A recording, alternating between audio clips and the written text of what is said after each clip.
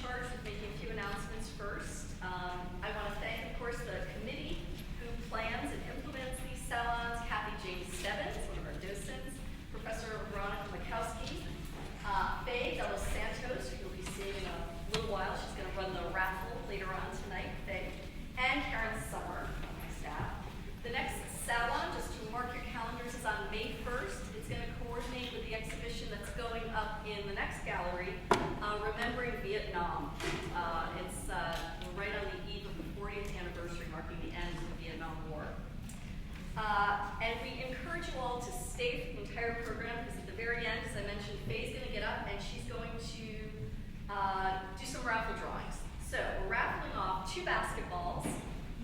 One covered with paint was used in that the creation of that mural by the women's basketball team, signed by the whole team, and another ball that was used in creating that mural, created by the men's team and signed by the entire men's basketball team. So that's going to happen after the event, and we also have drawings for museum members for gift certificates to Dog Lane Cafe and also the Nathan Hill restaurants. Oh, you said to say that you don't need to be in attendance to win? Yes, you need to be in attendance. No, not for the basketballs, because those were pre-ticketed. Oh, so if you haven't bought a ticket yet, you can fast. Yeah, really good. So tonight, for Hoop Dreams, our salon, our moderator in the middle is Steve Weisendale, professor in the Department of Human Development and Family Studies. His academic research interests lie in policy matters regarding family, social welfare, human services management, and aging. And he's turned his interest in baseball into a really popular class at UConn called Baseball and Society, Politics, Economics, Race, and Gender. He's the recipient of several teaching awards and has been awarded 2 Fulbright fellowships, one in Germany, the other in the Czech Republic, and he's published 2 papers on the politics of Jackie Robinson during the Civil Rights era. Our panelists are Joseph Cooper, assistant professor in the NEAG School of Education here at UConn, and his research interests focus on the intersection of race, sports, culture, and education. His current research focuses on identifying the key influences that facilitate positive educational and holistic development outcomes for Black student athletes in college, including those who attend historically Black colleges and universities and historically white colleges and universities. He earned his doctorate in kinesiology with a concentration in sports management and policy from the University of Georgia. And Felice Duffy has a PhD in sports psychology and also received her JD from Quinnipiac University. She serves as Assistant United States Attorney for the New Haven District of Connecticut. I thought I missed a word. it's actually the District of Connecticut. Yeah, okay, district. She is an activist at heart, and during her undergraduate years here at UConn, she filed a Title IX complaint, which led UConn to establish a women's soccer program, one of only 3 teams in the country at the time.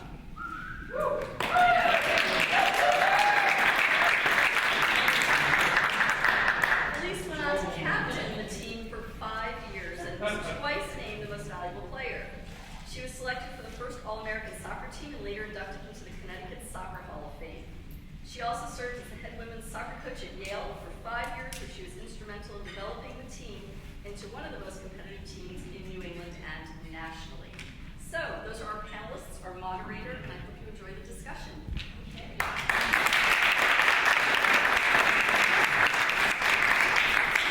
Well, thank you very much for coming, and thank you to Nancy for the very nice introductions.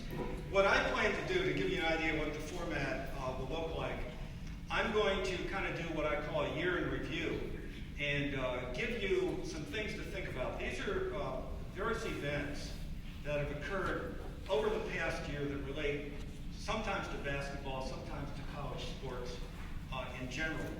And it just so happens that this year is, and once I do that, I'm going to turn it over to the panelists, and we're very sensitive to the fact, here you are on a Friday night, and I think the last thing you want to do is sit in a seat for a long time and hear 3 people talk without having any interaction. So the deal is, we will open this up as soon as we can, and hopefully hopefully we will stir enough interest on your part that you will have some interesting questions for us, and we will have a very informative and interesting evening.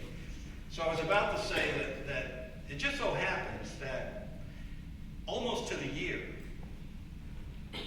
March 26th, 2014, the National Labor Relations Board issued a ruling that said that the football team at Northwestern University could form a union.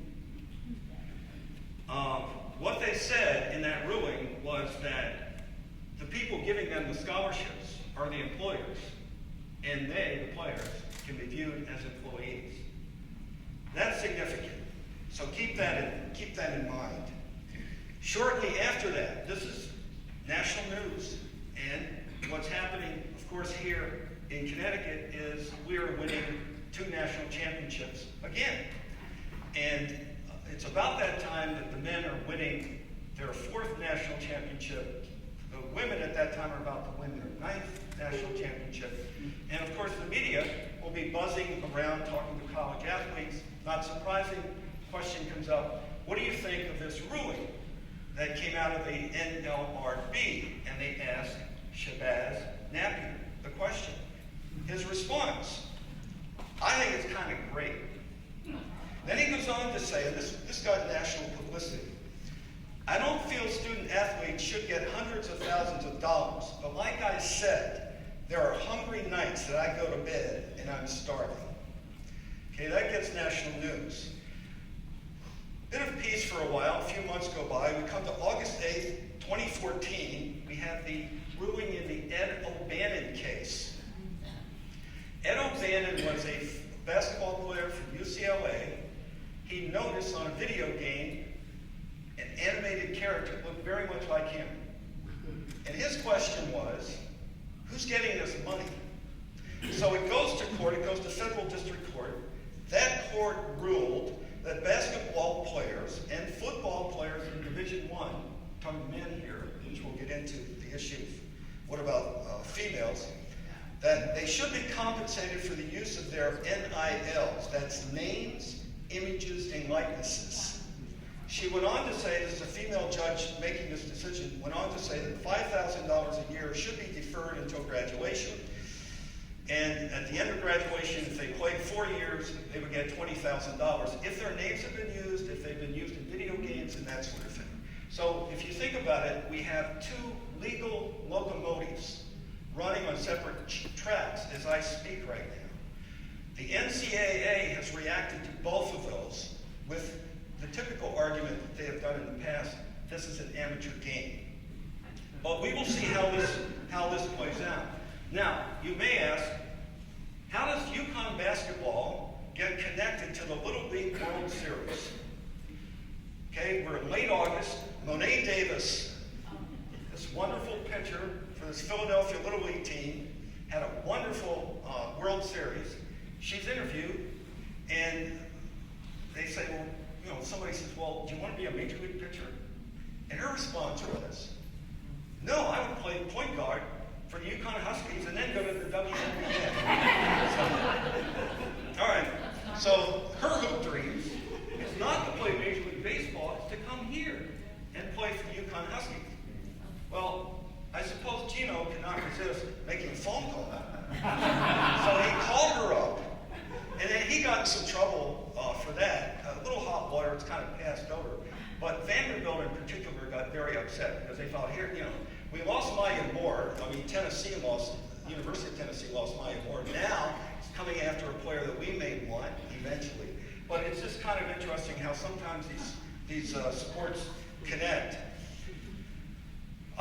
This past October, just to give you a little more perspective, we had a scandal break at the University of North Carolina. More than 3,100 students over a period of 19 years took what they called paper classes, involved 54 courses, many of them in the African American Studies program. Purpose of those courses to keep players eligible for the so-called revenue sports, which means football and basketball. Reminder, January, Ohio State, or I should say the Ohio State, won the National Football Championship. Quarterback on that team was Cardale Jones. He was actually a third-string quarterback. Because of injuries, he comes out and becomes the hero pretty much at that ball game, and they win the championship. But as I tell my students, you put anything out on the internet, it's a boomerang. It's gonna come back. He put out a tweet his freshman year that someone dug up, and it came back. And this is what he tweeted. His freshman year as a student, fall semester at Ohio State University. Why should we have to go to class if we come here to play football? We ain't come here to play school. Classes are pointless. He was quickly kind of taken aside and he had to change their approach. January 30th, headlines, Hartford Current. UConn will offer enhanced scholarships. This applies to students in full athletic scholarships who will receive these full cost of attendance. That's another issue we can get into because the NCAA put restrictions on that until recently. They kind of lifted them somewhat. It will mean $3,000 to $4,000 per student and cost this athletic department $1.5 million. By the way, we have 188 on full-time scholarships here. 241 of our students are on partial scholarships. Another point to remember, early February, Diana Taurasi announces she will forego playing in the WNBA. She's going to the Russian team.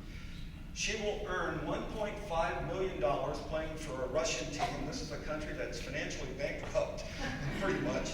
But it's a lot more than $109,000 she would get here. So you've got to ask the question, what is the future of the WNBA? It's to this gender issue and how we respect and view women's sports. Last month, I'm almost done with this around, and I come to the present daily news. I'm almost done with this around the world or whatever, year in review. Last month, Dean Smith died at the University of North Carolina. You may have read all the accolades about Dean Smith as a coach. This was a guy who was the first to integrate the Tar Heels. He brought Charles Scott into that program. He also did a lot to integrate Chapel Hill. He was very outspoken. He was opposed to the death penalty. He went to the governor of North Carolina, pointed his finger at him and said, "You're a murderer if you kill this man." And what he was talking about was a man who had some mental deficiencies. He was on death row and was going to be killed. But Dean Smith was the kind of coach that many people think of as that standard that you want other coaches to achieve. Just today in the news, and you may have heard this, that he had willed $200 to all 180 former players who lettered under him. And it was arranged, a letter went to them with a check for $200. And he said, "Thank you for being a Tar Heel, being good players. Here's $200, go out and enjoy yourself." Two more items. Within the last few weeks, Syracuse was hit by NCAA sanctions regarding testing, the lack of testing of banned substances. Since then, the athletic director has resigned. Jim Boeheim has suspended for 9 games, and he's announced he's retiring in 3 years.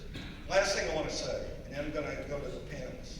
Today in the New York Times, editorial called for freshman ineligibility rule to be reinstated.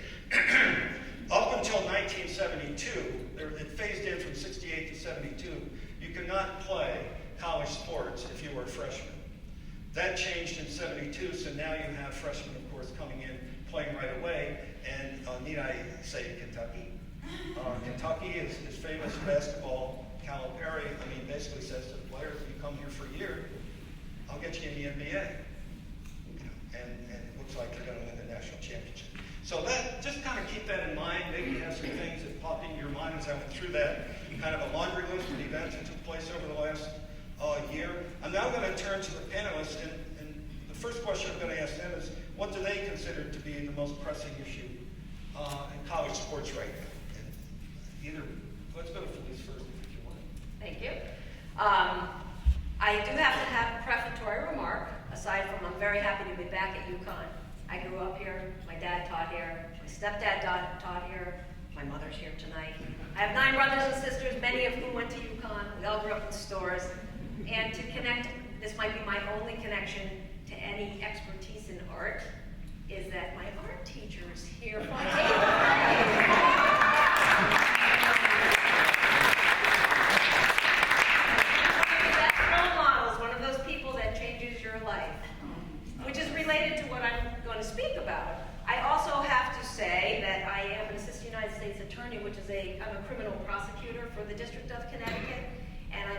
that none of my remarks can be attributed to the United States Attorney's Office. Nothing I say is the opinion of the United States Attorney's Office, and I also say this because of all the studies on witness memory perception. Everything I'm saying is really just a flavor of what I think happened. So, facts could be a little bit wrong. It's been a long life. But I did go to UConn for 5 years, if you heard that, just to show you, I wanted to play soccer. That was why I went, and I didn't care about classes. So a lot of the issues that you just spoke about, I see back then, and even though I was a woman, I really just wanted to play. I didn't really want to sue UConn. I wanted to just play soccer, and then got caught up in the bigger issue of gender equity. But I went 5 years because we were a club for 2 years while then the whole story of the Title IX, which some people have heard is another story in and of itself what happened, but ultimately got a team and then became very supported by the university, which is great, and I'm happy to be back there for that. But I went 5 years because 2 years was club, and then I could play 3 more years varsity. So being the student athlete, you get out, you do what you need to do. I was playing all the time, so I flunked a couple courses my junior year. I worked it out that if I flunked them, I could stay for a 5th year. I took them again and got A's to show I could do it, and then paid student loans back for that 5th year. So it turns out I could have gone and got my master's. So I was one of those athletes that was just in the system trying to do it, not because I was a woman, but because I really just wanted to play soccer. And then at that time, it was when AIAW was shifting to NCAA. I don't know if you know the Association for Intercollegiate Athletics for Women. It was when 90% of the women coaches in clubs and other sports were women. And there was a big conflict between AIAW and NCAA, and I was an athlete, and I wanted to play. And it was my 5th year, and they came out and lobbied and petitioned us. We had the NCAA saying, we want you to be NCAA, and if you win the championship, Felice Duffy with UConn this year, or you get to go, we'll pay for you. We'll send you to it. AIAW came, the women, and said, we want you to stick with AIAW, and they're going to count your votes. We don't have any money, and we can't send you to the championship, but it will keep women in positions of power. And so I began with some very good people at UConn saying it to me to understand that it was really important. I think I was one of the only student athletes that voted to keep the AIAW in place. But it was such a difficult decision. And they lost. And now there's 12% of women coaching women's sports. There's hardly any women in a position of power. And it really hasn't changed. That same construct is in place back then. If you want to change this system, you have to really go, maybe not get short-term benefits. And when you go to everybody wants short-term benefits. So you've got to see the big picture. There's got to be a systemic change. Everything you said tweaked the response from me. So my big thing is, really gender equity. That's what I look at. I got my PhD while I was coaching. I actually coached for 10 years at Yale, really to finish my PhD because I kept getting extensions, which is not a good thing necessarily. But I left coaching at Yale. And Yale was one of the best places to coach in terms of treating women right and the whole sort of open-mindedness about things. I left because I saw a system in place that didn't protect student athletes. Because even women at Yale with those scholarships were subject to the forces of coaches and making promises to them about playing or not playing, and whether to make decision choices that if they didn't pick this, they might not get into any Ivy. Just pressures that shouldn't be put upon a 17-year-old kid. And I thought that was wrong. And aside from all the gender equity issues that continue to exist, where it became less overt, the gender equity issues because of Title IX, 1996, there was a big Supreme Court case, and it became more subtle, which is harder to fight. And I don't think I think there's still a lot of gender inequity. And I looked at all the pictures in here, and while it's great, and I would expect nothing less of my alma mater to have women's stuff associated with UConn over there, all the other pictures aren't about women except those two, or photos or paintings. I'm probably not saying the right terms. And those are pictures of women or images of women that aren't in the United States. They're international, outside of this. The rest are all of men, except the cheerleader. I don't know if you know, but the judge that I clerked for just ruled that cheerleading is not a varsity sport. And while people might be offended by that because women work hard university was using it as a pretext to keep less women involved in the real sports. So it's really it's still an ongoing issue.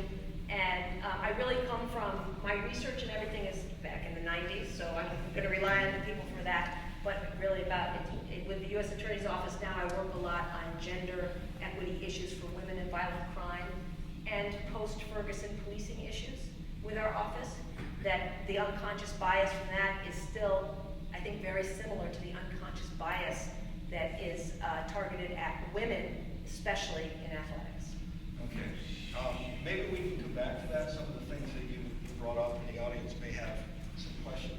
We can get into specifics. So I'm going to turn to Joseph now, and what you see as perhaps the pressing issue in college sports today. Absolutely. And similar to police, I just want to thank all of you for coming out this evening. I'm originally from North Carolina, so I don't have any direct family here. He's a Tar Heel. Yeah, I am a Tar Heel.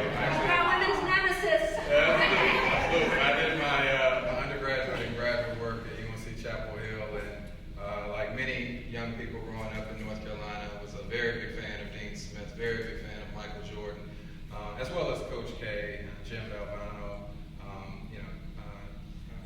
Coach Odom at Wake Forest University. So many of us grew up with hoop dreams in North Carolina. I believe it's definitely real and something near and dear to my heart. But I would like to thank my significant other, Evelyn Simeon, for coming out. I'd like to thank all of my students, my undergraduate students and my graduate students. We have a prospective student, Sophia, who's visiting here with her father. Thank you for coming out. And the student athletes in Collective Uplift, Marquise, Gustavo, and Angelo, thank you all for coming out this evening. It's quite fitting. One of the most pressing issues, I work with student athletes here on campus, primarily with the football student athletes, and one of the issues that Steve highlighted that is at the crux of the National Labor Relations Board conversation is this idea of paying student athletes for competing in intercollegiate athletics. Without going too deep into the details, we have to be mindful that a majority of the institutions of higher education are not competing at the Division I level. So the ones that we see on TV, UConn, Ohio State University, North Carolina, there's a smaller number of those schools that are generating a lion's share of the revenue. And a lion's share of that revenue is coming from television contracts associated with football and men's basketball. So I think that's important to note. When we talk about pay for play, there are different classifications. As Felice mentioned in the past, the Association for Intercollegiate Athletes for Women was an association. There's still currently an NAIA association. And even in the NCAA, there's divisions 1, 2, and 3. And at the Division 3 level, many smaller liberal arts schools actually don't offer athletic scholarships. So they do have athletics, but it's not as commercialized as at the Division I level. So I think the largest question in today, and something that I think is important for us as a society to think about, is this growing conflict between this insatiable appetite for athletics as an entertainment form, which we see it at the professional level, and we see it at the intercollegiate level. But then we also have these notions of academic integrity. So even at my alma mater, the academic scandal, which it does shame my heart to hear that occurred in my institution, but I have to be honest that I'm not surprised. And I think if we pay attention to the details about not only in college athletics, but in our society, we have structures and we have values that are being perpetuated that create conditions for these instances to occur. What I mean by that is, so the NCAA signed a $10.8 billion contract with CBS to televise March Madness over a 14-year period. So $10.8 billion. You have, in many states in the United States, the highest state-paid employee. Even formerly here at the University of Connecticut, Coach Calhoun was the highest state-paid employee. A large part of his contract was based on his production on the court, or his players' production on the court. So you got a university, you got a culture that values athletics. We celebrate it, we enjoy it. I'm a big sports fan. I watch ESPN probably more than you could imagine. I love it as well. But we also have these competing interests that we like to turn a blind eye to issues that Felice highlighted of the inequities in sport. And a lot of the issues that we deal with in our broader society, whether it be sexism, racism, social stratification, poverty, all of that is manifested in sport, as it is with any other industry. We don't like to think about it in those terms because we like to believe that sport is unique and that it's this utopia, but that's quite honestly not the case. So I think that's the biggest issue. We'll talk a little bit more as the panel goes on about it, but I think with the issue of the pay for play, the primary issue, and Taylor Branch, he's a Pulitzer Prize winning historian, he wrote an article in The Atlantic a few years ago called The Shame of College Sports. And there's a documentary by Sam Rockwell called Schooled, The Price of College Sports. If you haven't had an opportunity to watch it, I would encourage you. But what Taylor Branch advocates for, and I do as well, is that student athletes deserve rights, and they need a seat at the table. If you provide people with rights, then the negotiations can take place as to what it looks like. Currently, right now, with national letters of intent, student athletes have agency and choice about which school they choose to attend, but they don't have choices in terms of the nature of that contract, right? And so there has to be a platform. I know within the NCAA they have a student athlete advisory council, but they have limited voice in terms of what the conditions that they operate and they function under look like. So I think the number one issue would be is providing rights to student athletes, and then from that process on, I think things can continue to improve. Okay, I'd actually like to get into this issue of should athletes be paid. And I just want to remind you, Nancy mentioned I teach this course on baseball and society. And one of the first things the students learn in that course is that baseball started out as an amateur sport. And the reason that it was eventually moved into a professional sport is everybody knew the amateurs were cheating. So you may as well pay them anyway. And thus we took off. And so we have professional baseball, we also have amateur baseball. But this issue is right in front of us.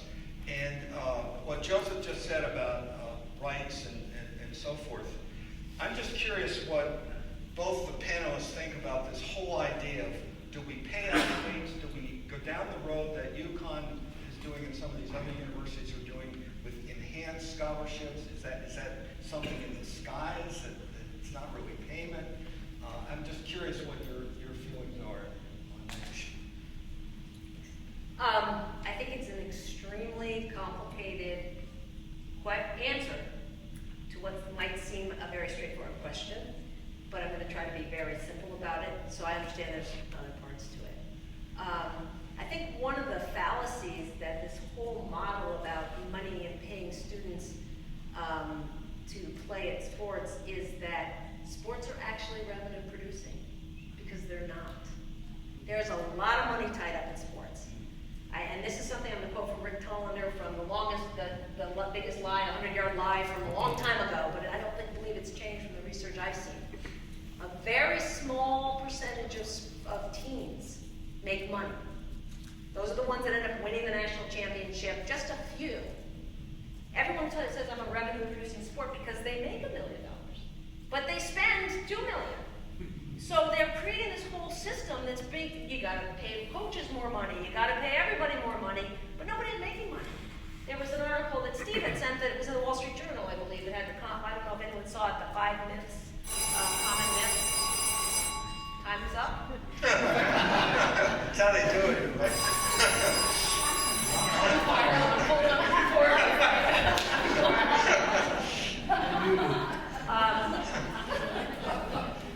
Or I won the raffle. But one of the myths, I think I was thinking about revenue-producing sports, is I think they talked about this, that people are not, nobody is making money off this. And that's one of the, so if you took all the money out, you would be left with a pretty clean system. So I think people have to talk about that. Why is everybody making so much money? And one of the simple answers, I think is very simple, is really the system's broken, you can't fix it. You want to do a farm team system for professional sports here, you can't use colleges, because that's when it gets complicated. There's big money at the end. Kids, of course, are going to go through that. They're going to want to do that. Coaches are paid to win, so you can't stop it. So you should create a separate system.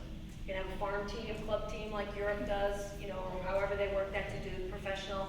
And then you could still have a college system where everyone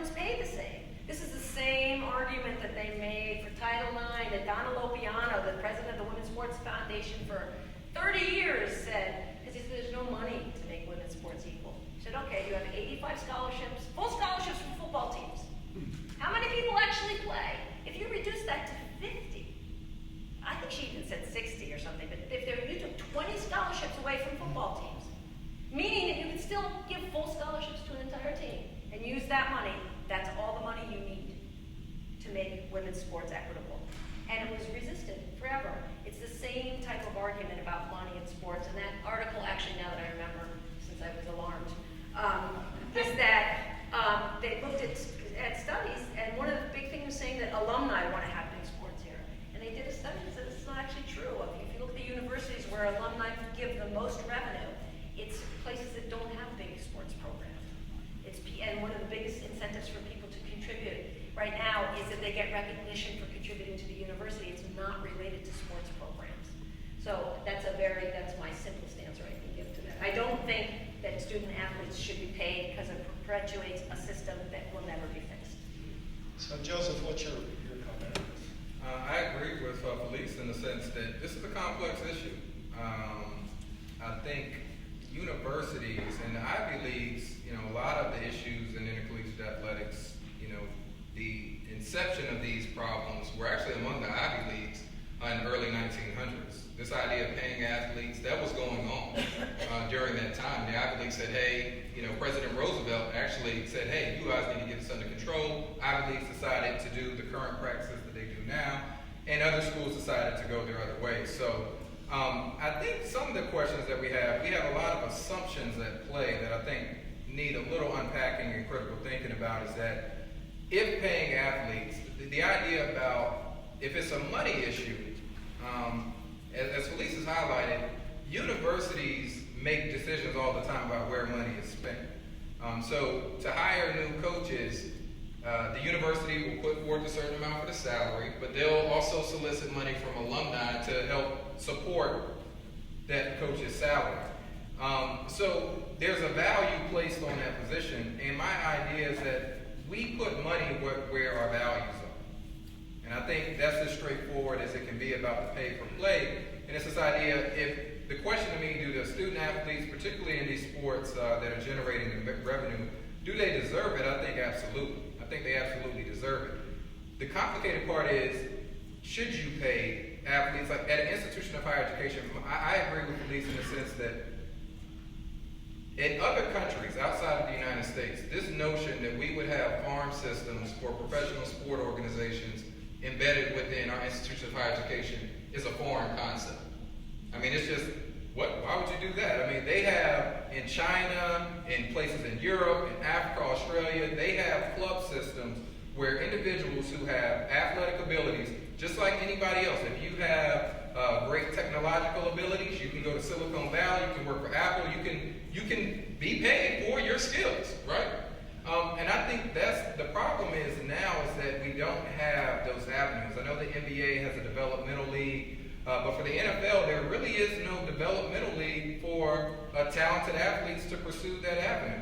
And so what colleges have said is that we want our football programs to not only be kind of a marketing, a branding standpoint, because I think we all can agree without the success of the men's and women's basketball teams here, the popularity of UConn as a university would probably not quite be the same. And same for my alma mater at UNC Chapel Hill. So sports serve as a vital branding tool in terms of marketing the universities. But I think, as Felice talked about, we have to be honest about what are our values. And if we're going to say that sport at our institutions are primarily an extension of the educational experience, there has to be significant reform as is currently situated.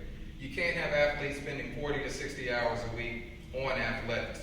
You can't have conference realignments that require teams to travel to Dallas, Texas now, and New Orleans, when previously all of the games were in the Northeast region within the Big East. You can't have a head coach being the highest paid employee at the institution of higher education. When you do that, you send the message that this is what we value.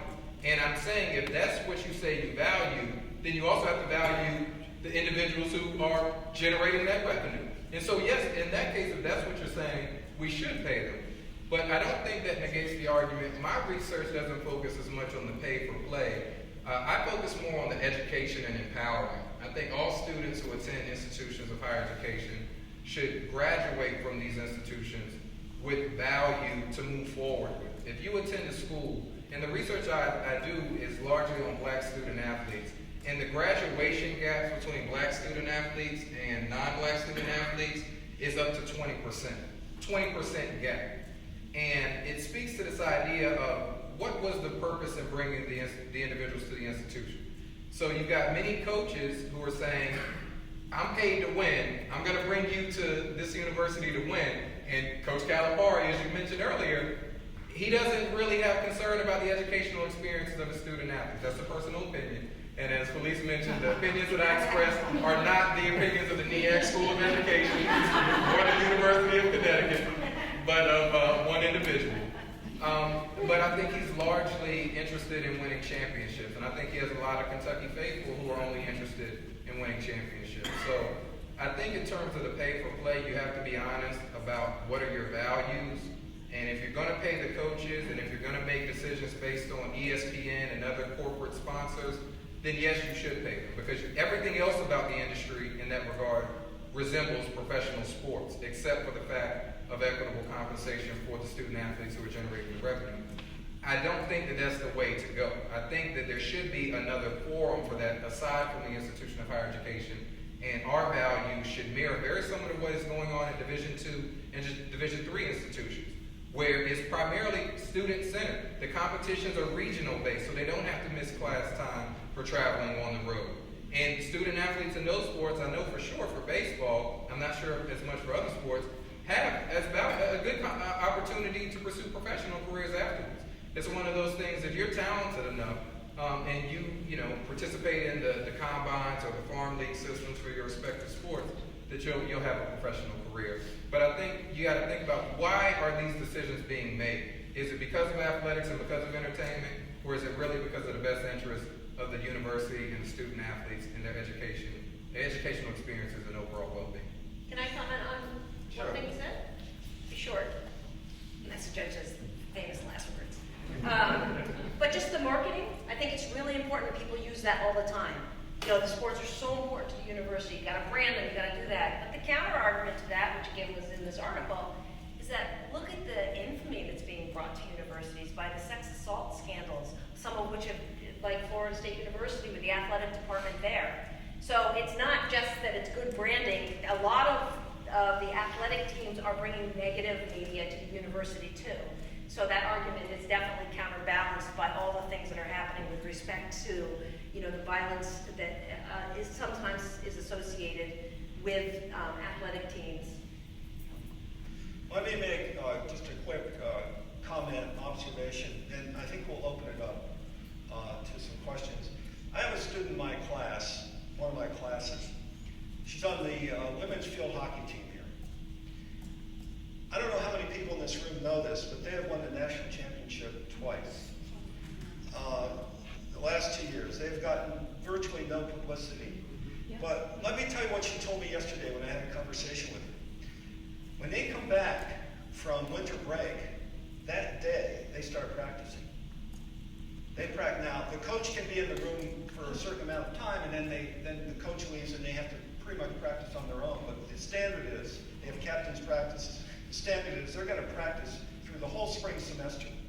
They have a break in the summer, they come back, first day of school, practicing, and they go right up to Thanksgiving break. She told me that, I think I'm correct, that not one of those students has a full scholarship. And it's all spread out. They have X number of scholarships, and then they divide them up and so forth. But I just kind of put this in perspective. We think of sports and we think, okay, here's UConn basketball, women and men and all that. And it's also interesting about women and what their dreams are about. My impression is most women see, okay, college basketball, and then I'm going to have a career. And it's not necessarily going to be in the WNBA. I think when it comes to males, they have that dream. It's just a skip, especially if they go to Kentucky. It's like 1 year and I'm there, that kind of a thing. So I just wanted to put that in perspective, that we have these other sports going on here, and students put in as much time. She just doesn't have the time to study it. And both semesters? Yeah. Okay, why don't we open it up and take some questions.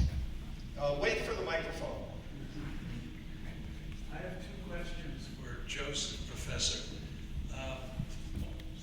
Neither one is directly on topic, but it's where you said your interests lie. President Obama and Starbucks and others have told us that we should be having a discussion on race. And so my question to you is, why are most of the top male basketball players black?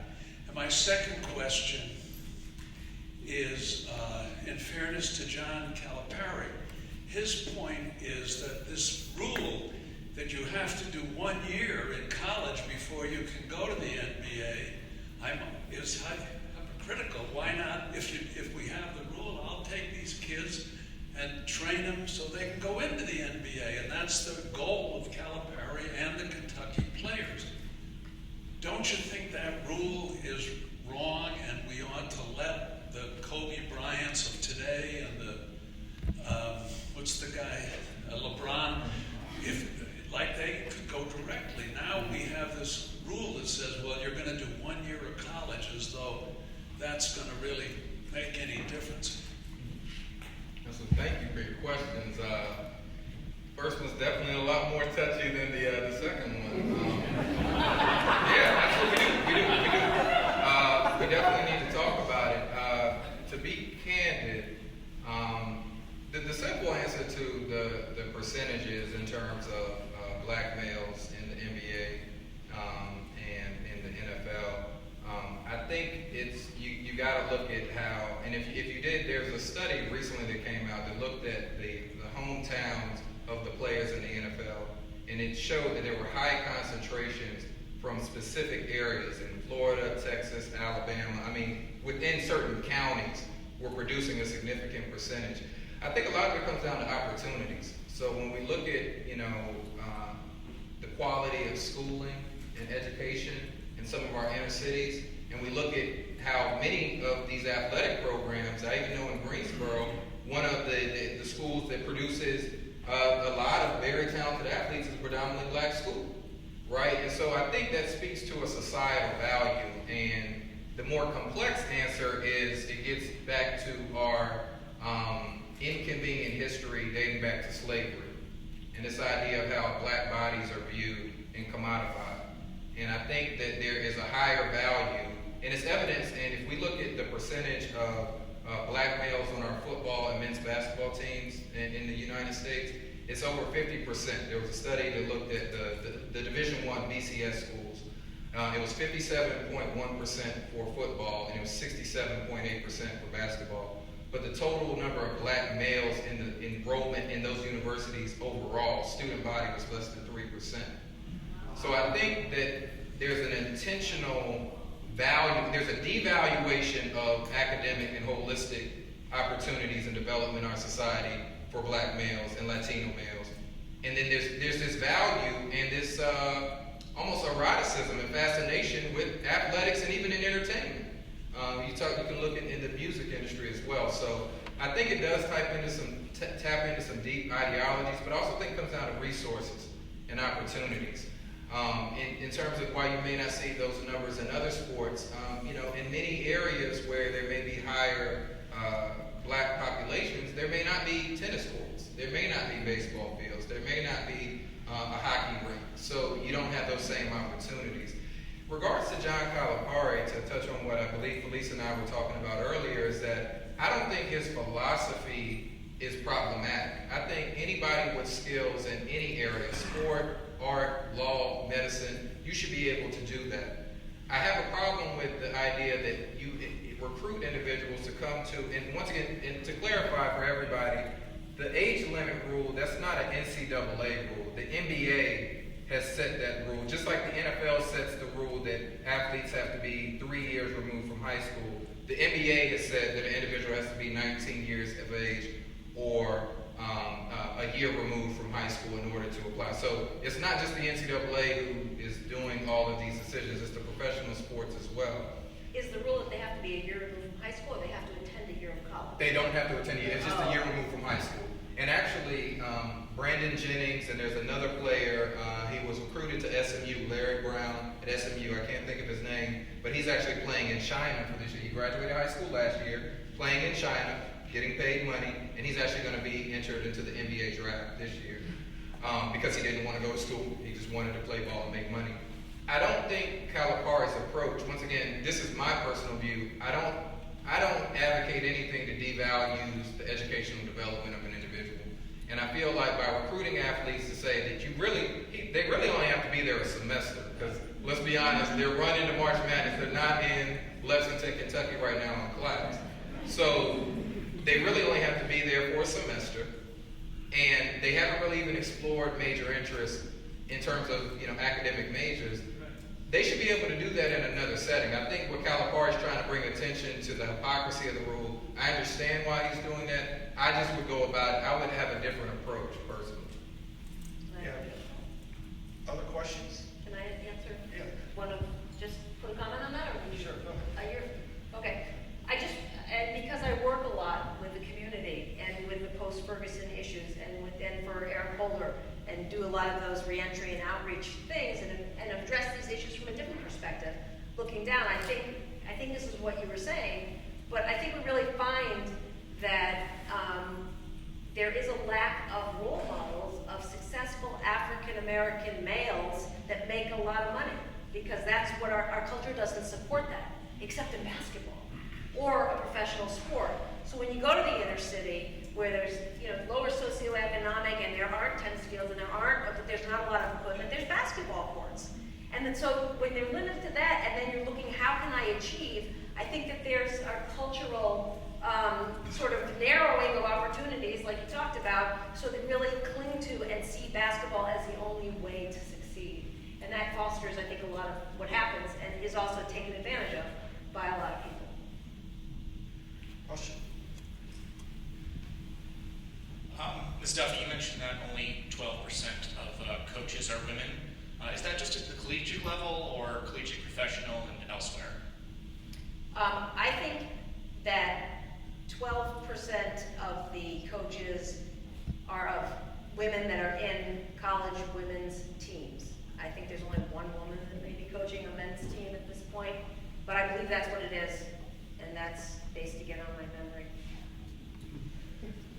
Do you know, have you looked at, or has anyone looked at salary differences of women coaches, women's basketball versus the men coaching those women's teams? Do you know? The only distinction that I saw was in that article again, where the average salary of coaches of men's teams, Division I teams, was $267,000.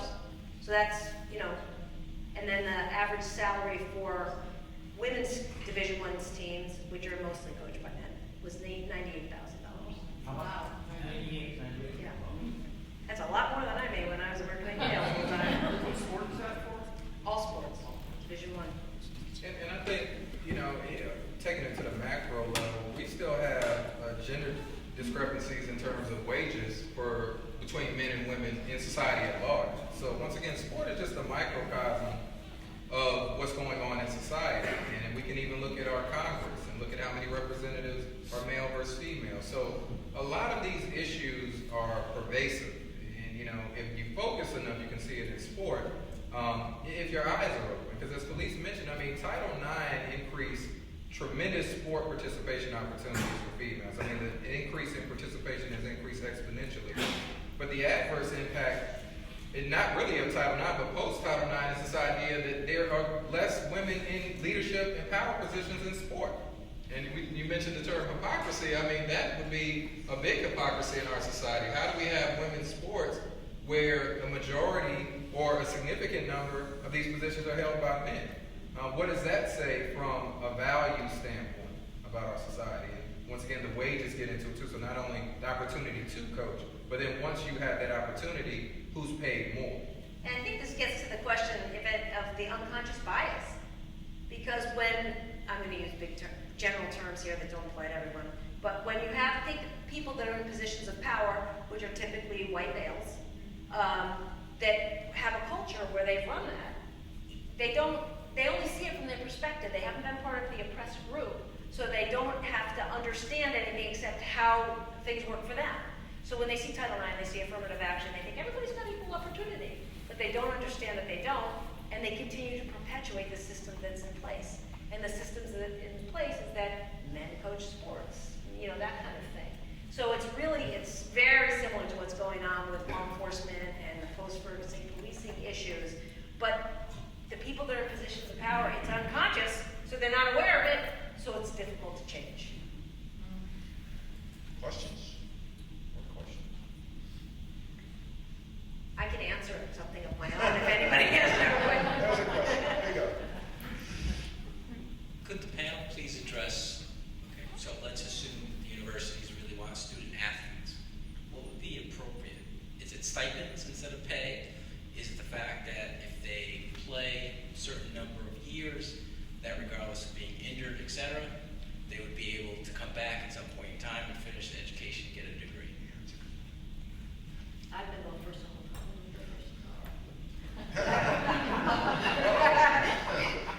Okay, thank you. So if you're talking about in the current system, is that what you're talking about? All right, so I would say the system that is in place doesn't work because athletes are being exploited. They're being used to make money. They're being used to feed expensive coaches' salaries. It's wrong. It's not right. So I think athletes may not have time to be students, but I don't think the thing to do then is to pay them. What I think they should do if they want to get paid is go play professional sports and take another route.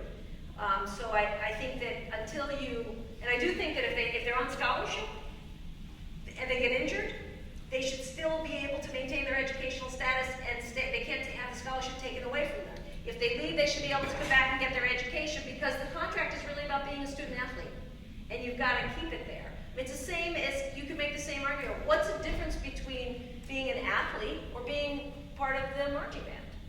What's the difference between being in any other student activity?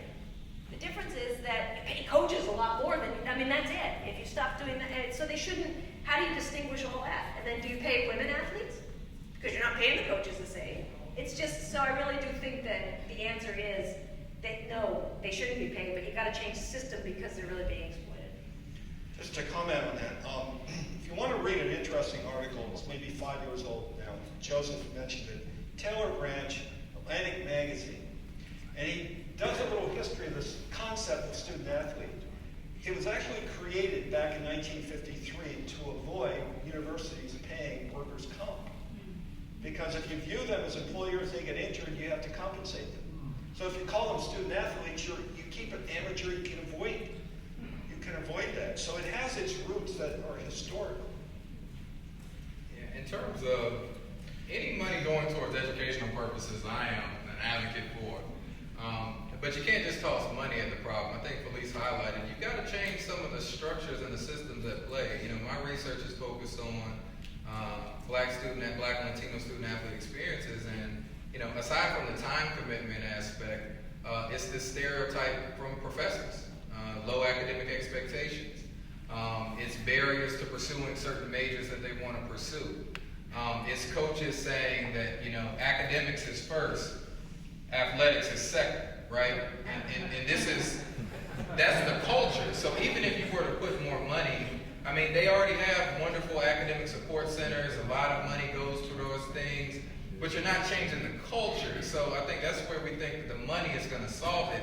It's not the money, it's the mindset, and it's the values, and I agree with Felice. I mean, if you're still going to pay the coaches, and if their salaries are largely based on wins and losses, and not graduation rates, you know, not other academic or educational-based values, it's going to be problematic. So to answer your question, I am an advocate for putting more of the money towards academic purposes, but if that money that you're generating still requires them to travel to Dallas, Texas, and New Orleans and miss class, it's almost counterintuitive to do that. I would prefer that you change the structure so that with the money that you do have, you focus it on minimizing any of the consequences that come with competing. What about the concept of majoring in sports, having that be their major, so that it's not like attending classes is, you know, preparing their bodies learning how to make the most of what they have and all that, learning plays and all that kind of stuff, rather than having this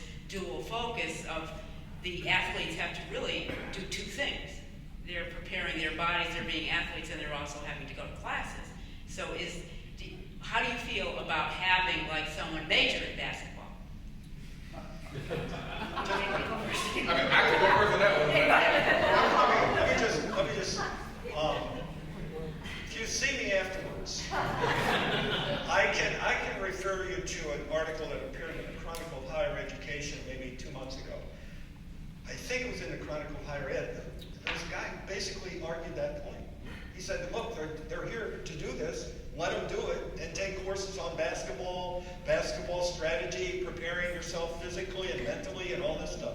I mean, it's out there, but I'll turn to I do think that athletics requires a certain level of intellect and cognitive skills that are very much understated. I mean, when I talk to the football players, I grew up in basketball country.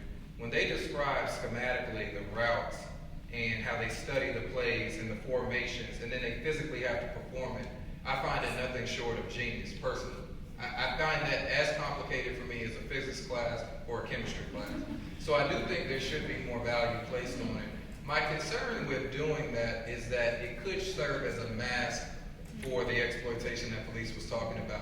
So you would find schools saying, look, we're bringing them here to major in football. Now that we all agree that this is an academic major that's valid, we still don't tend to some of the other holistic needs in terms of making sure that they have time to be involved in campus activities outside of being a student athlete, making sure that they can develop in other ways. So I think it's a conversation that should occur.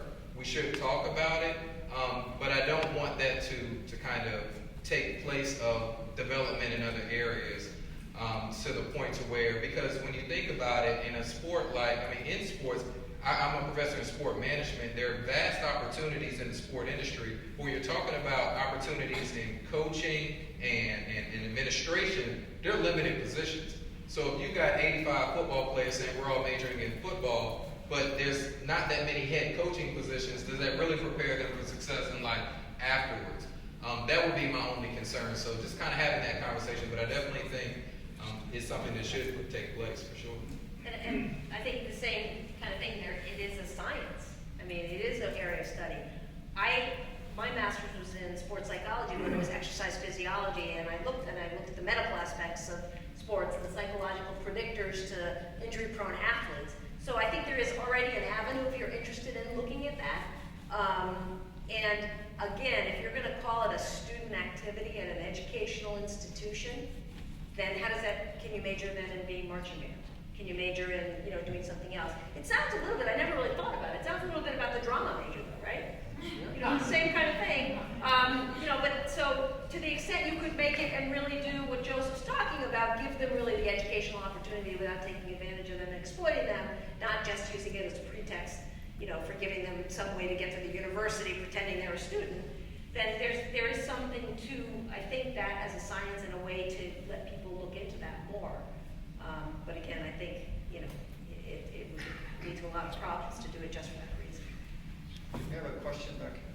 Ms. Duffy and Dr. Cooper, I was just wondering if you could speak about maybe the next steps that you think are crucial for Title IX and gender equality, and then Dr. Cooper with your educational graduation rates and things. Like right now, if we're going to solve the issues that are going on, what would be the next steps that you would kind of call to action or have people take?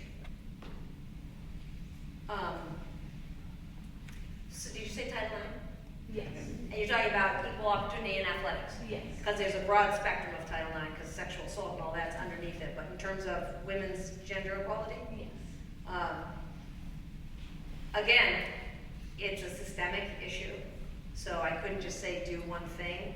What I think would be, it's interesting because we're having a panel on women in law enforcement next week for Women's History Month to talk, because there's not very many of them. It parallels athletics a lot. And one of the questions, how do you get more women in leadership positions?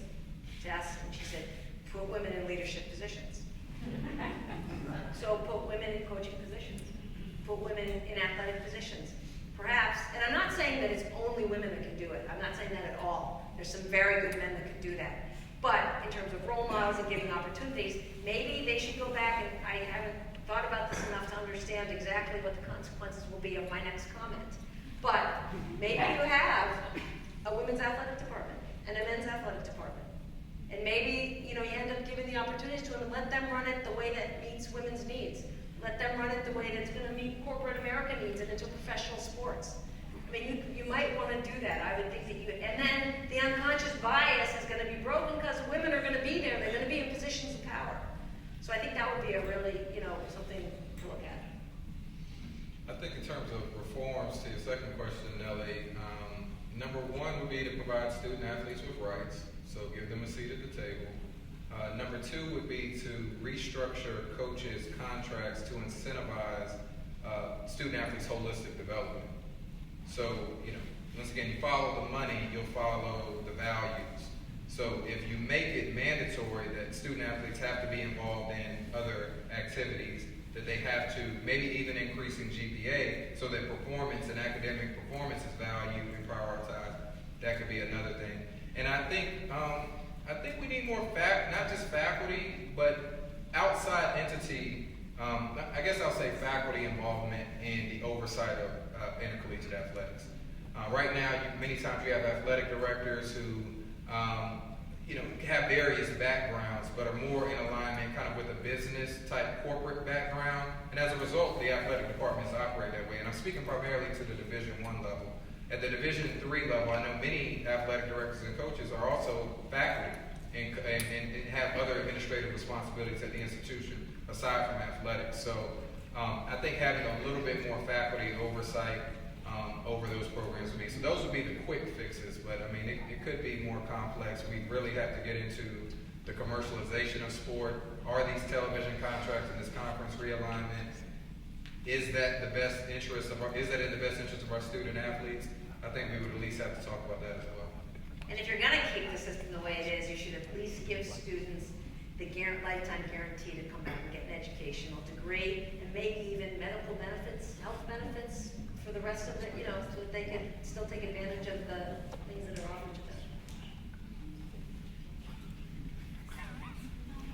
Hi, I just wanted to throw up a hypothetical situation. So there's been some buzz amongst college students about sort of ending the unpaid internship because it's essentially, you're having a college student do this required labor for, 3 straight months that takes a lot of time out of their day-to-day lives and sort of impairs, their studies and the other things that they've obligated themselves to. If that ends up happening sometime in the future, where you have to pay students for internships, couldn't it be interpreted that being a college athlete is essentially an athletic internship, and therefore athletes should be paid? I think a part of the challenge is for student athletes, on the flip side, I know we've been very critical of the system, but a pro is that their tuition, if they're on full scholarship, tuition, room, and board are covered. So when you talk about in an era where I think the average college student graduates with at least $40,000 of debt, to have athletic scholarship, I mean, that's quite a bit of compensation in and of itself. The challenge, the complexity of the question becomes, well, are they able to maximize the educational opportunity while fulfilling their athletic obligations? But I think you could make a case for it.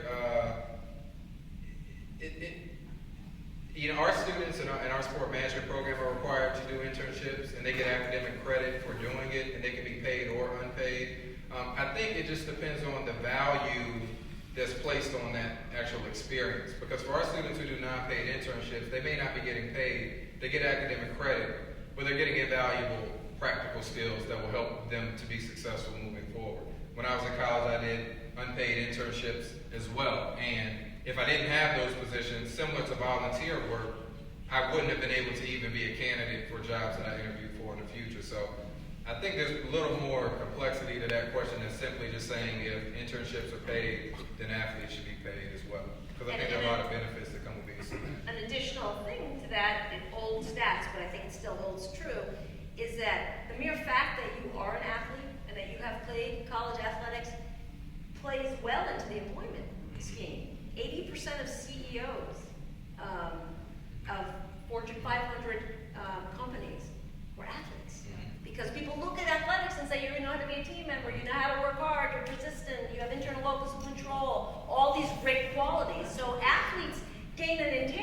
can't quantify that at the time they're graduating, but it leads them to positions of power and positions where they can be successful just merely by the fact they were an athlete.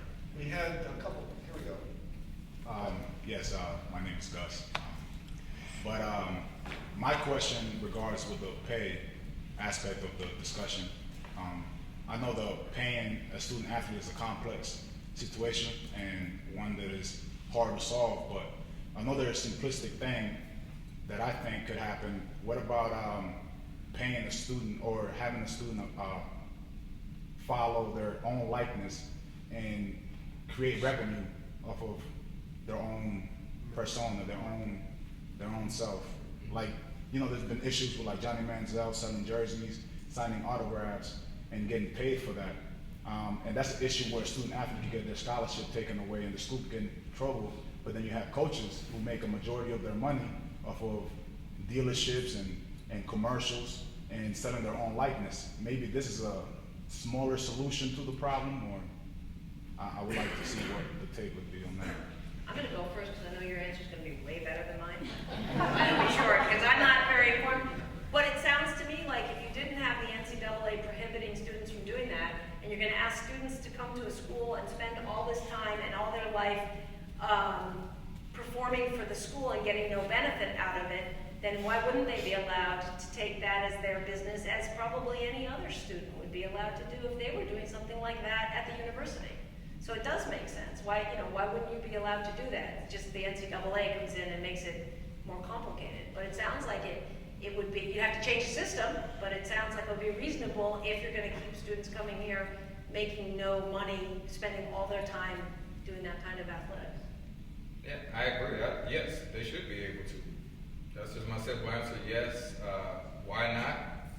I don't see it being contrary to their educational experiences. Matter of fact, I think it promotes entrepreneurship, which I think is something in our capitalist culture, which is highly valued. As you mentioned, the coaches can do it. Students who are non-athletes can do it. I say, why not? I don't think that that's the solution to the answer. I definitely think that should occur, but that doesn't mean that the other issues about equitable compensation and changing the structure of intercollegiate athletics, just because you allow student athletes to benefit from their own likeness, that doesn't solve the other issues that are at play. But absolutely, guys, I think that I don't see why that. The only reason why that's not in play right now is because it's an issue of power and control. You can control the labor force, you can control the images and the likeness, you can generate the money, right? I mean, if I can put you on a t-shirt in the football stadium or sell your jersey and you don't get any money from it, I get the money, I get to control it, versus if you went out and sold your own jersey and made money off of it, I don't get that revenue. But I think from an empowerment standpoint, I think universities should embrace that. I think because the more jerseys you sell, they're going to have UConn on it, right? It's beneficial to the school as well. So I think you should. I have a question. This is more a helicopter view observation, which is, as I'm listening, I'm thinking, well, I love watching UConn on TV, and I love that they win, and people get their entertainment needs met because their teams win. And so I'm not going to stop watching. And I just sort of wanted to put that out there, that the macro sort of cultural values, we want to watch this stuff and we want winners. And if we deflated or decreased the pay to coaches and we increased the emphasis on academics, would our teams win as much as they do? And if they didn't, would we watch as much? And would we be as happy?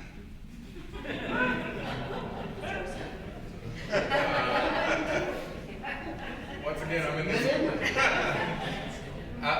the School of Education, so I get what you're saying from a macro perspective, but just if you were to imagine, as much as we enjoy sports here, if UConn athletics was not here, the university would still stand.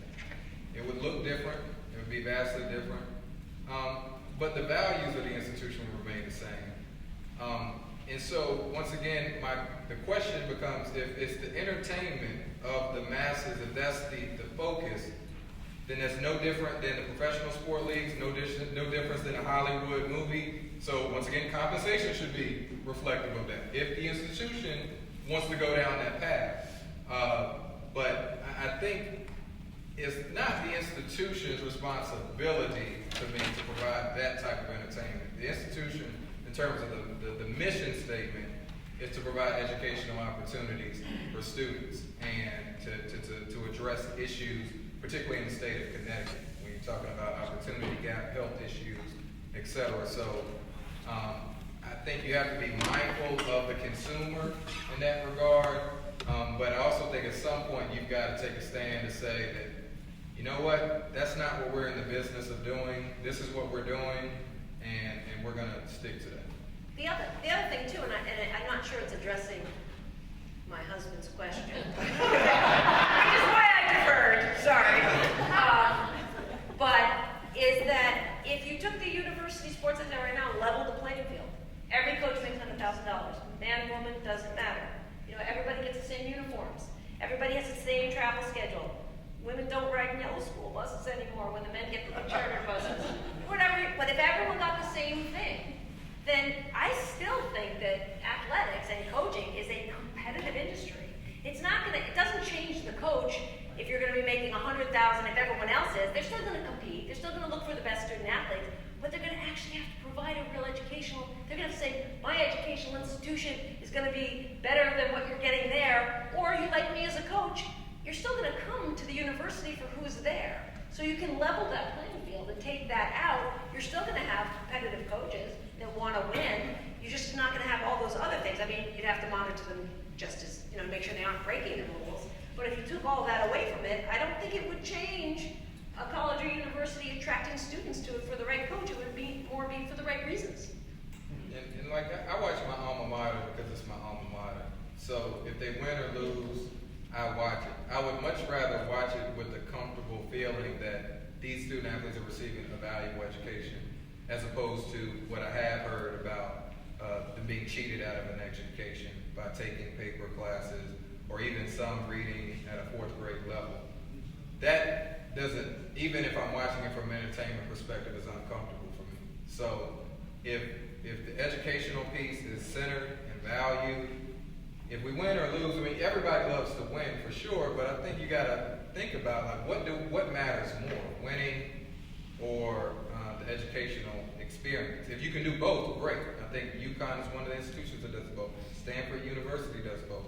But, you know, you can't just put winning above, and if you do, just change the mission statement and then we all go along with it. Because in the NFL and in those professions, nobody's asking about educational values or whether they can read, because it's an entertainment thing. This is what they do. So if we're going to do that, we just need to say that. It's just the incongruence is what is the most discomfort. But also, if you change the money and what I was talking about, and you're not flying to California to play a local league game and making students miss 2 weeks of school, you change the system so you don't have that much money, so you play locally. And guess what? You create a local community that can go to all your games. You don't have to watch on TV. You can show up, you can support each other, and then you get some travel for the national championship. It costs a lot less money to do all this, and you create this real loyalty in the community. That's what's missing from old sports, when nobody had money and you went to see your local sports team. So I think that would be part of. I think that's an answer. I was just talking about supply and demand. Yeah. There's a demand for entertainment, and it's going to be met because of our economics and our Question? Yeah, so both panelists, you guys kind of alluded to creating a kind of separate system where you can go to play sports and not chase an education. So what if that were to take place, what would you guys kind of address the counter argument that current system has a vacuum effect, where you said you came to college and you just wanted to play soccer, but you were forced into kind of an education?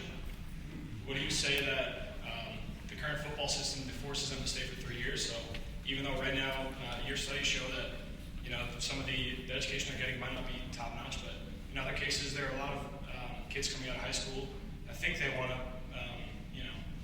chase a sport dream and then they don't make it. But college, what about the counter argument that right now the college system kind of sucks you in and gives you an education kind of against your will, but in the long run it kind of serves the greater good, kind of forcing kids who don't know better to get an education?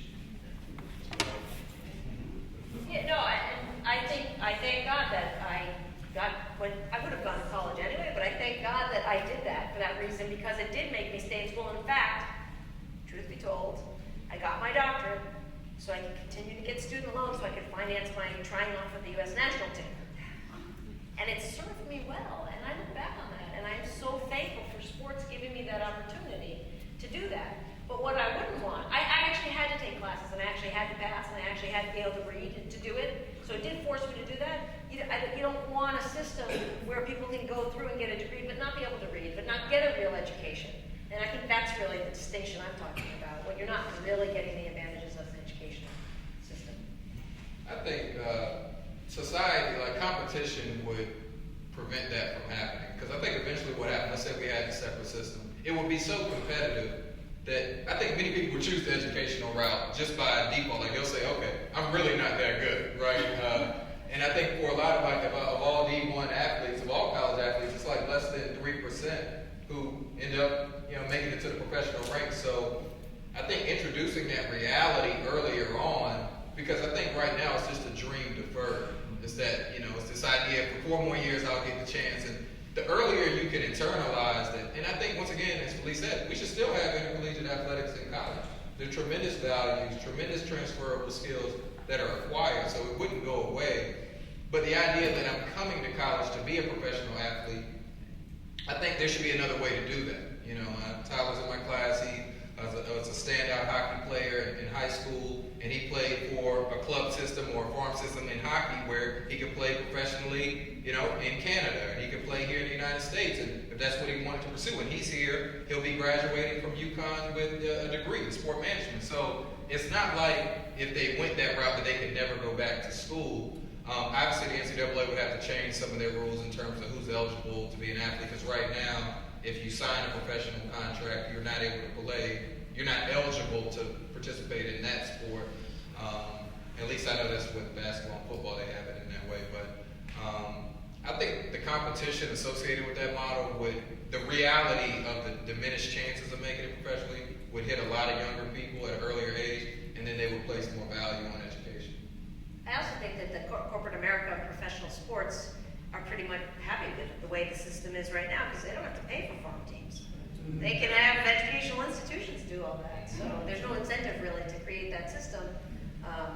The only incentive would be to make it a better experience for the professional player, the student athlete. Question in the back? Yeah. Oh, If you look at it systemically, do you think by having more black coaches, will that promote more education for the students? Since this is a black league, so will that help open the door for students to say, hey, I see a role model, now I can do that now, something like that. I think we definitely need more representation, but I think we have to caution, it's not the skin color that automatically translates into values, because you could put a person of the same race or a different race, or same race, same gender, in the same type of exploitation could take place. So I do think from an empowerment standpoint and a role modeling standpoint, and even just from an equitable opportunity standpoint, if you look at the landscape, it's not by accident that there are disparities along racial and gender lines. As Felice touched on earlier, this is systemic unconscious biases at play. So that does need to be addressed. But I think in doing that too, it's more about what are the values of that coach. Because, role model to me is somebody who identifies with you, can support you. If they look like you, I think it does make a difference. But if they don't, they can still provide that role modeling effect. A lot of the role models in my life growing up, quite honestly, were white females. My mother took me to the YWCA, and that's where I received a lot of my nurturing and development, and they were role models to me. Now, there were certain things in other aspects of life that they couldn't relate to me on, but they still were role models. A lot of my teachers were females, and they were extreme role models. So I think that definitely that should occur, but it doesn't necessarily automatically mean that they're a role model because they're the same race. And I echo that. Same with gender equity, that you do want people to be good role models. You want to give equal opportunity to people. And I think that there's a higher likelihood that someone who is a person of color or is a woman is going to be less part of the unconscious bias because they're part of that system. And to the extent they understand that and they're aware of those issues, they may be less likely to exploit student athletes that are of color and do that kind of thing. So I do think it is important to do that for that reason. I'm not sure this is going to come out right, but my thinking is, to what extent we would be having this debate about paying student athletes if the student athlete, him or herself, actually valued education, because the value of that education is something that a lot of other students don't get. It's worth a lot of money. They're already being paid if they were allowed to pursue that part of the deal, I think. So, having coached at a university that clearly prides itself on academics and student athletes that don't supposedly doesn't give scholarships, but really technically doesn't, this athletes didn't play anywhere near as much as a Division I, full-out AA football team. If you haven't been involved in athletics, I don't think you really have any idea as a student athlete how much time it takes and how much your life is controlled by that. You're told what courses to take. You know what? You can't take the course that you want that might be the course you need for your major in the afternoon because that's when we practice. Or and you want to do that because you're part of the team, and your scholarship depends on that. So I think that it's hard to. I do think it would be good if all student athletes could value the education like I didn't when I was in undergrad. If I did, I would have changed. But I don't think that's where the answer really, the solution is, because the culture and the system makes them not value that because they want to go to play sports. So I do think that they're not really in a position, they're not allowed to have the type of education sometimes that they should be getting because they're giving so much time and so much effort. And it's not really ever 3 months a year for a sport. It's year round, it's full time, it's weight training, it's doing all sorts of things. I mean, she answered it pretty perfectly. I don't have much to add to it. I think many student athletes do value education, but as you mentioned, I think the constraints associated with the conditions of being a student athlete make it difficult to perform at a higher level. So you end up making concessions, and they may view it as a sacrifice that just comes with this opportunity, and that shouldn't be the case. But I think Felice answered it very well. Do we have any more questions? We have great questions. Who's one? How much time do we have? Real quick. Last question. Was this like an example of what's happening in college athletics now? You always letting her go first? I'm sorry, I do not understand the question. You always let her go first, Felice. Miss Duffy go first. Oh yes, you go first. You go first. No, well, honestly, I'm not sure how it's coming off. It's definitely not trying to enforce any patriarchy, but I was raised in the South. I was raised in the South. I was raised by a single mother. So a lot of my deferment that is based on my upbringing, not only culturally but based on my household. So the intent was a respectful gesture. By no means was I trying to. I don't know how it was interpreted, but I didn't mean any disrespect. So, I noticed the same issue because from a woman's perspective, I noticed that stuff. You're clear, well, I don't want to say you're clearly not a woman, but I'm just saying, I don't want to make assumptions, but you haven't been in my position. I went and spoke with members of the Black community about law enforcement, and they said, as a woman, you should be able to understand what we're talking about because you've been oppressed. And I said, I can tell you that I understand what it feels like to be in that position because I'm not part of the power elite, but if I told you that I knew what it was like to be a person of color, you'd tell me that I was full of it, because I don't. So when you said that, I actually almost made a comment about it. To say, okay, I appreciate your chivalry, but it's kind of equal, so why don't you answer half first? But I really recognized your intent, and I felt it. And I knew, and that's something 20 years ago I wouldn't have adjusted to, because I was so worried about women having rights. But you got to realize that people are people, and you got to judge their intent, and you can't always So I really did appreciate that, and I really felt it that way. And I think that you went first when I asked you to too, which I also appreciated. Yeah, I mean, I think the reverse is if I did not do that, if I just interjected, it would be that I was trumping her, right? So.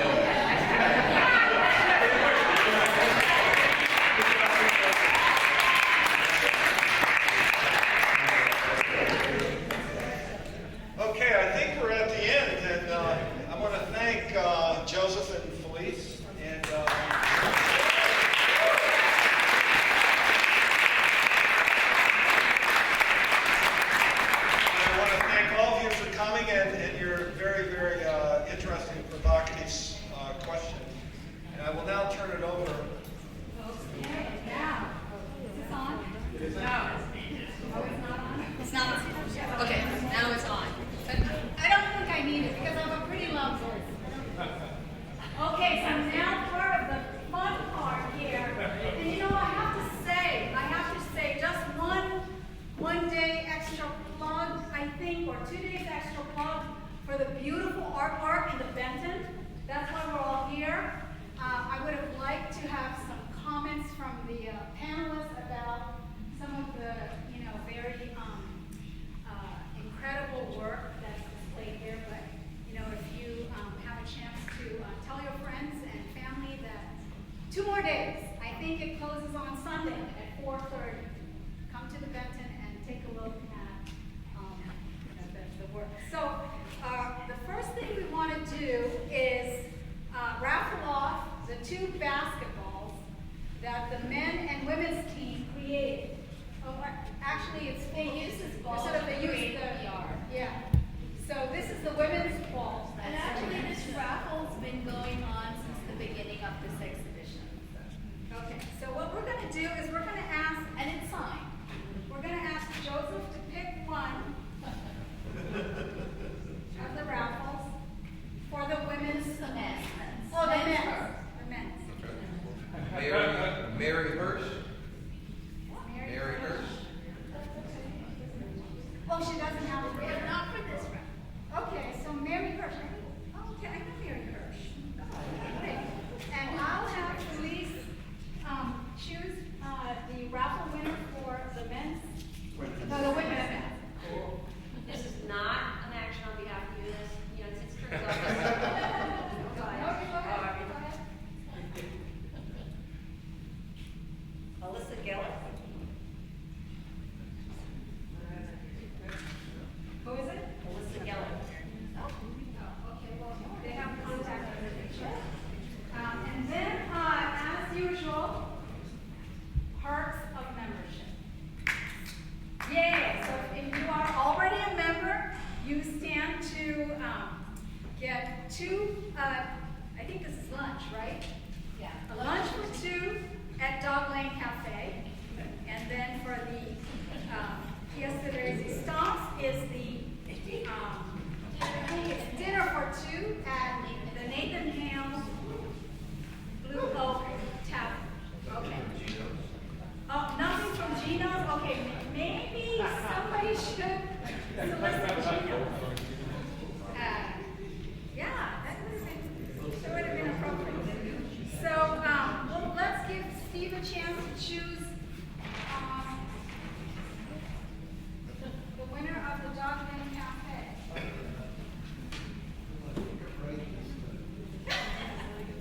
And South? And is it Ann Smith? And Smith. Oh,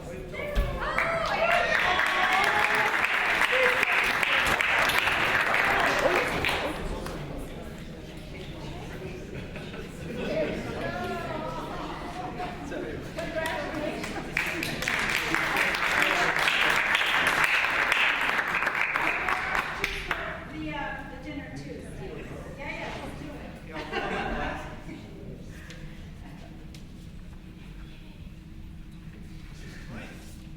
Kathy James Stebbins. All right.